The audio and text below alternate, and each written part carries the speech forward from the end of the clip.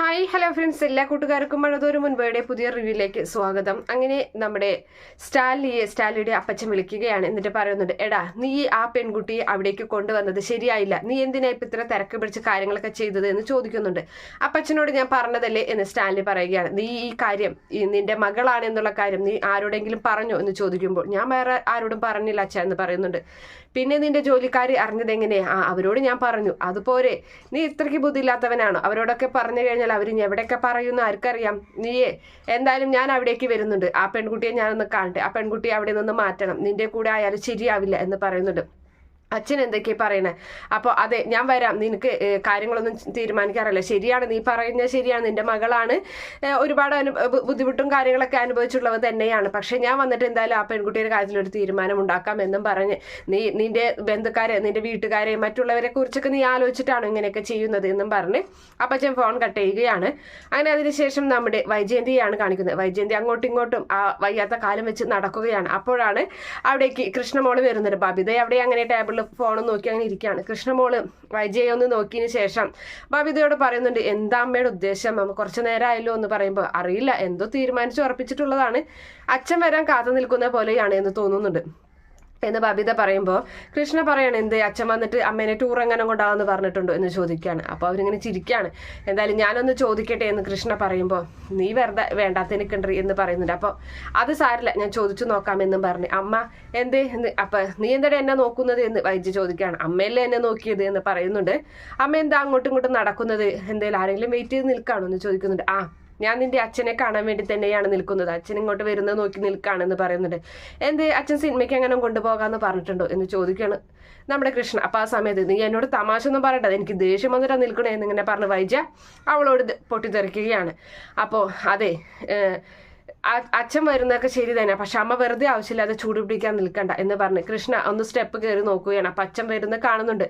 അപ്പം കൃഷ്ണ വൈദ്യയോട് പറയണത് അച്ഛൻ വരുന്നുണ്ട്, പിന്നെ സംസാരിക്കുമ്പോൾ ഒരു കൈ അകലത്തിൽ നിന്നോളണം, ഒരു പക്ഷെ ദേഷ്യം വന്നു കഴിഞ്ഞാൽ അച്ഛൻ എന്താ ചെയ്യാന്ന് അറിയില്ല എന്ന് പറയുകയും ചെയ്യുന്നുണ്ട്. അപ്പോൾ അതിനുശേഷം നമ്മുടെ ആളങ്ങോട്ട് വരികയാണ്. അപ്പോൾ ആ സമയത്ത് അവിടെ നിന്ന് എന്ന് പറയുന്നുണ്ട് വൈജ. അപ്പോൾ എന്തേ എന്ന് ചോദിക്കുകയാണ്. ബാലേന്ദ്രൻ അവൾക്ക് ഇവിടെ നിന്ന വീട്ടുജോലിക്കാർക്ക് ആര് അലീനയോ, അപ്പോൾ അത് അവൾക്ക് എന്തെല്ലാം കാര്യങ്ങളാണ് ചെയ്തത്, ഇവിടെ സ്വർണങ്ങളൊക്കെ എടുത്തു കൊടുത്തായിരുന്നു എന്ന് ചോദിക്കുന്നുണ്ട്. അതെ ഉണ്ടായിരുന്നു, പൈസയും ബാങ്കിൽ 50,000 രൂപ ഇട്ട് കൊടുത്തിരുന്നു. ഉണ്ട്, പിന്നെ ഡ്രസ്സ് ഒരുപാട് പൈസയ്ക്കുള്ളത് അതും എല്ലാം ചെയ്തിട്ടുണ്ട്. എന്തേ എന്ന് ചോദിക്കുകയാണ്. അപ്പോൾ എന്തിനാണ് ഇതൊക്കെ ചെയ്യുന്നത്, ഇവിടെ മുന്നുണ്ടായിരുന്ന ജോലിക്കാരികൾക്കൊന്നും തന്നെ അങ്ങനെ ചെയ്തിട്ടില്ലല്ലോ, പിന്നെ ഇവൾക്ക് മാത്രം ഇത്ര പ്രത്യേകത എന്ന് ചോദിക്കുന്നുണ്ട് വൈജ. അതെന്റെ ഇഷ്ടമാണ്, അത് അവർക്കൊക്കെ പൈസ കൊടുത്തത് നീയല്ലേ, ഇത് കൊടുത്തത് ഞാനാണ് എന്ന് പറയുന്നുണ്ട്. പിന്നെ ഈ പൈസയൊന്നും കൊടുത്തത് പോരാ എന്നാണ് എൻ്റെ ഒരു അഭിപ്രായം, പിന്നെ എനിക്ക് വല്ലതും പെട്ടെന്ന് സംഭവിച്ചു കഴിഞ്ഞാൽ ബാക്കിയുള്ള പൈസ നീ കൊടുത്തേക്കണം എന്ന് ബാലേന്ദ്രൻ വൈജയോട് പറയുന്നു. വൈജയ്ക്ക് ഇത് കേട്ട് ദേഷ്യം വരികയാണ്. അപ്പൊ പറയുന്നുണ്ട്, അതെ നീ ഭാരിച്ച കാര്യം അന്വേഷിക്കാൻ നിൽക്കണ്ട, നീ കൂടുതൽ ഇതാക്കി കഴിഞ്ഞാൽ ശരിയാവില്ല എന്നൊക്കെ പറഞ്ഞു വളരെ ദേഷ്യത്തോടു കൂടി തന്നെ ബാലേന്ദ്രൻ വൈജയുടെ വാക്കുകൾക്ക് പരിഹാസ രീതിയിൽ മറുപടി പറഞ്ഞ് അവിടെ നിന്നും പോവുകയും ചെയ്യുന്നുണ്ട്. അപ്പൊ കൃഷ്ണമോൾ ചോദിക്കാണ്, കിട്ടിയ സമാധാനായ എന്ന് ചെയ്യുകയാണ്. അതിന് ശേഷമാണെങ്കിൽ നമ്മുടെ അലീന റൂമിലിരുന്ന് പാട്ടൊക്കെ ഇങ്ങനെ കേട്ടുകൊണ്ടിരിക്കുകയാണ്. അപ്പോൾ ഡോറിൽ വന്ന് മുട്ടുന്നുണ്ട്. അപ്പോൾ അവള് വാതില് തുറക്കാൻ വേണ്ടി ഫോൺ ഓഫ് ചെയ്തിട്ട് വാതിൽ തുറന്നു കൊടുക്കുകയാണ്. അപ്പോൾ സ്റ്റാലിയാണ് അപ്പോൾ അകത്തേക്ക് വന്നോട്ടെ, ഇവിടെ എന്താ എടുക്കണേ, ബോറടിച്ചിരിക്കുകയാണോ എന്ന് ചോദിക്കുന്നുണ്ട്. പാട്ട് കേൾക്കുകയാണ് എന്ന് അലീന മറുപടി പറയുന്നുണ്ട്. അപ്പോൾ ആളുടെ കയ്യിൽ ന്യൂസ് പേപ്പർ ഉണ്ട്, അത് കൊടുത്തിട്ട് പറയാണ്, ന്യൂസ് പേപ്പർ വായിക്കുന്ന ശീലം ഉണ്ടെങ്കിൽ എന്ന് പറഞ്ഞ് കൊടുക്കുകയാണ്. അപ്പോൾ അവൾ അതങ്ങനെ നോക്കിയിട്ട് അവൾ ചോദിക്കുന്നുണ്ട്, ഇതാണോ ഇവിടെ വരുത്തുന്നത് എന്ന് ചോദിക്കുമ്പോൾ അതെ എന്ന് പറയുന്നത്. എന്താ ഇംഗ്ലീഷ് വായിക്കാൻ അറിയില്ലേ എന്ന് ചോദിക്കുകയാണ്. +2 വരെ പഠിച്ചതല്ലേ എന്ന് ചോദിക്കുമ്പോൾ പഠിച്ചത് തന്നെ, പക്ഷേ ഞാൻ പഠിച്ചത് മലയാളം ഇതിലാണെന്ന് പറയുന്നുണ്ട്, സിലബസ് ആണെന്ന് പറയുന്ന സമയത്ത് അത് സാരില്ല, ഇത് വായിച്ച് കുറച്ച് ദിവസം അടുപ്പിച്ച് വായിച്ച കാര്യങ്ങളൊക്കെ മനസ്സിലാകും എന്ന് പറഞ്ഞ് ആ പേപ്പർ അങ്ങ് കൊടുക്കുകയാണ്.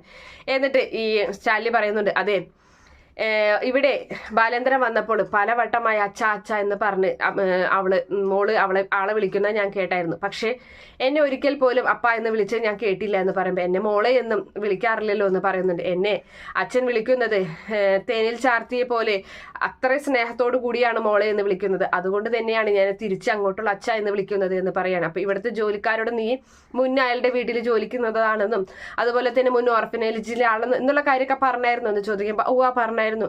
എന്തിനാ അവരോട് അതൊക്കെ പറയുന്നത്? നമ്മൾക്കൊരു ഇതുണ്ട്, ഒരു സ്റ്റാൻഡുണ്ട്, അത് കളയി കുളിക്കരുത്. ഒന്നാമത് ഇപ്പം മോൾ എൻ്റെ മകളാണ് എന്നൊക്കെ പറഞ്ഞങ്ങനെ പറഞ്ഞ് മനസ്സിലാക്കി കൊടുക്കുന്നുണ്ട്. എന്നിട്ട് ഷെയ്ക്കാൻ്റെ കൊടുത്തിട്ട് ചിരിച്ച് പരസ്പരം അവിടെ നിന്നും പോവുകയും ചെയ്യുകയാണ്. അതിനുശേഷമാണെങ്കിൽ ഈ പറയുന്ന കുട്ടിച്ചൻ അവിടേക്ക് വരുന്നുണ്ട്. കുട്ടിച്ചൻ വന്ന് പാടെ തന്നെ ഈ ജോലിക്കാരോട് ചോദിക്കുന്നുണ്ട്, എന്താടാ പുതിയ ആൾക്കാർ വല്ലവരും ഉണ്ടോ എന്ന്, പേടിക്കാനുള്ള ഒരു എന്തെങ്കിലും ഉണ്ടോ എന്ന് ചോദിക്കുകയാണ്. ഇല്ല, ഉള്ളവർ പഴയത് തന്നെയാണ്, കുട്ടിച്ചൻ അറിയാം എല്ലാവർക്കും എന്ന് പറയുന്നുണ്ട്. അപ്പം വന്നിരിക്കുന്ന ഒരു സ്ത്രീയുണ്ട് എന്ന് പറയുകയാണ്. അപ്പം മറ്റൊരാൾ അപ്പം പറയുന്നുണ്ട്, അതെങ്ങനെയുണ്ട് എന്ന് ചോദിക്കുമ്പോൾ കണ്ടിട്ട് ഇതൊരു പ്രശ്നമുള്ളൂ, കടിക്കുന്ന കൂട്ടത്തിലാണെന്ന് തോന്നുന്നു എന്ന് പറയുന്ന സമയത്ത് കടിക്കുന്ന ആ പല്ല് ഞാൻ എടുത്ത് കളഞ്ഞോളാം, എന്തായാലും ഞാൻ അവനെ ഒന്ന് കാണട്ടെ, സ്റ്റാലിയെ ഒന്ന് കാണട്ടെ എന്ന് പറഞ്ഞിട്ട് കുട്ടിച്ചൻ സ്റ്റാലിയെ കാണാൻ വേണ്ടി പോവുകയാണ്. അങ്ങനെ അവിടെയാണെങ്കിൽ സ്റ്റാൻലി ഗ്ലാസ്സിൽ മദ്യം ഒഴിച്ചുകൊണ്ടിരിക്കുകയാണ്. നീ തുടങ്ങിയോ രാവിലെ തന്നെ എന്ന് ചോദിക്കുമ്പോൾ അച്ഛൻ വരാൻ വേണ്ടി കാത്തിരിക്കുകയായിരുന്നു. അച്ഛൻ വരുമെന്ന് എനിക്കറിയാലോ, അതുകൊണ്ട് ഞാൻ തുടങ്ങാന്ന് വിചാരിച്ചിങ്ങനെ ഇരിക്കുകയായിരുന്നു എന്ന് പറയുന്നു. എനിക്ക് വേണ്ട നിന്റെ മദ്യമൊന്നും എന്ന് പറഞ്ഞ് അങ്ങനെ ദേഷ്യപ്പെടുകയാണ്. വേണമെങ്കിൽ കുടിച്ചോ, കിട്ടാവുന്നതല്ല, എനിക്ക് എൻ്റെ കൂട്ടുകാരൻ കൊണ്ട് തന്നതാണ് എന്ന് പറയുന്നുണ്ട്. അപ്പോൾ അങ്ങനെ പറഞ്ഞ കേൾക്കുമ്പോൾ എന്നാൽ ശരി ഒഴിക്കാന്നാ, സോഡ ഒഴിക്കുക എന്ന് പറഞ്ഞാൽ അത് പെട്ടെന്ന് വലിച്ചു കുടിക്കുകയാണ്. ഇതെന്താടാ ഒരു ഗുമ്മില്ലല്ലോ എന്ന് പറയുമ്പോൾ ഇത് ഇങ്ങനെയല്ല കുടിക്കേണ്ടത്, സിപ്പ് കുടിക്കണ മാതിരി, സിപ്പ് അങ്ങനെ പതുക്കെയാണ് കുടിക്കേണ്ടത് എന്നൊക്കെ ഇങ്ങനെ പറഞ്ഞു കൊടുക്കുകയാണ്. നീ എന്നെ പറഞ്ഞ് പഠിപ്പിക്കാൻ എന്തായി, നിന്റെ ആ പെൺകുട്ടിയെ കൊണ്ടുവന്നിട്ട് എന്തായി എന്ന് ചോദിക്കുന്നുണ്ട്. അപ്പോൾ അവൾ അവിടെയുണ്ട് അപ്പച്ച എന്ന് പറയാണ്. ഞാൻ അവളെ ഒന്ന് കാണട്ടെ, എന്തായാലും ഞാൻ അവളെ എൻ്റെ വീട്ടിലോട്ട് കൊണ്ടുപോകാം, അവിടെയാകുമ്പോൾ ചിന്നമ്മൻ്റെ അനിയത്തിൻ്റെ മകളോ അല്ലെങ്കിൽ എന്തെങ്കിലും റിലേഷനൊക്കെ പറഞ്ഞിട്ട് അവിടെ നിർത്താം കുറച്ച് ദിവസം, അത് കഴിഞ്ഞ് അവിടെ നിന്നും അവളെ കല്യാണം കഴിച്ച് എവിടേക്കെങ്കിലും പറഞ്ഞു വിടാം എന്നിങ്ങനെ പറയുമ്പോൾ അതിനാണോ അപ്പച്ചാ ഞാൻ അവൾക്ക് ഒരുപാട് സ്നേഹം കൊടുക്കേണ്ട സമയത്തൊന്നും അതൊന്നും കിട്ടിയിട്ടില്ല, അവള് ഓർഫനേജിലൊക്കെ ആയിരുന്നു, അവളുടെ ഒരു അവകാശമല്ലേ എൻ്റെ കൂടെ താമസിക്കുക എന്ന് പറയുന്നത് എന്നൊക്കെ പറഞ്ഞിങ്ങനെ സ്റ്റാലിൽ അവൾക്ക് വേണ്ടി ന്യായീകരിക്കുന്നുണ്ട്.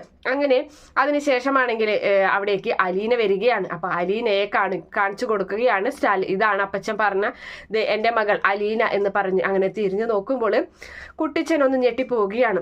തൻ്റെ ഭാര്യ ചിന്നമ്മോ അതേ രൂപം തന്നെയാണ് അലീനയ്ക്കുള്ളത്. അപ്പോൾ ചിന്നമ്മോ എന്ന് പറഞ്ഞങ്ങനെ നിൽക്കുന്നുണ്ട്. അപ്പോൾ അതെ അമ്മച്ചിയുടെ അതേ മുഖം തന്നെയാണ് ഇവൾക്ക് കിട്ടിയിട്ടുള്ളത് എന്ന് പറയുകയാണ്.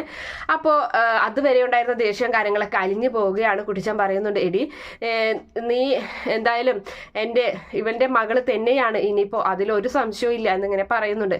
അപ്പോൾ അലീന ചോദിക്കുന്നുണ്ട്, എന്നെ ഇവിടെ നിന്ന് തുരത്താൻ വേണ്ടിയിട്ടല്ലേ വല്യപ്പച്ചൻ ഇവിടേക്ക് വന്നത് എന്ന് ചോദിക്കുമ്പോൾ അല്ലല്ല ആരാ ഇതൊക്കെ പറഞ്ഞത് എന്നിങ്ങനെ ചോദിക്കുകയാണ്. എന്തായാലും നമ്മുടെ കുട്ടിച്ചനെ അടുക്കളയിലോട്ട് വിളിച്ചു കൊണ്ടുപോയി നമ്മുടെ അലീനയുടെ കൈ കൊണ്ട് നല്ലൊരു പൊളി ചായ ഉണ്ടാക്കി കൊടുക്കുന്നുണ്ട്. അത് കുടിച്ച് കുട്ടിച്ചന് ഒരുപാട് സന്തോഷമാവാണ്. അത് അലീനയെ ആ വീട്ടിൽ നിന്നും ഇറക്കി വിടാൻ വന്ന കുട്ടിച്ചൻ അലീനയുടെ വലിയൊരു ഫാനായി മാറുകയാണ്. വീട്ടുജോലിക്കാരെല്ലാം തന്നെ അസൂയപ്പെട്ട് നിൽക്കുകയും ചെയ്യുന്നുണ്ട്. എന്തായാലും അവരെല്ലാവരും നമ്മുടെ ലാലിച്ചന്റെ ഗസ്റ്റ് ഹൗസ് കാണാൻ വേണ്ടി, അവിടെ എസ്റ്റേറ്റും കാര്യങ്ങളൊക്കെ ഉണ്ട്, അവിടെ കാണാൻ വേണ്ടി പോകാമെന്ന് അലീനയോട് പറഞ്ഞിട്ടുണ്ട്. അങ്ങനെ ഇവർ 3 പേരും ഒന്നിച്ചു ചേർന്നാണ് വണ്ടിയിൽ അവർ 3 പേര് അലീനയും കുട്ടിച്ചനും ലാലിച്ചനും കൂടി പോകുന്നുണ്ട്.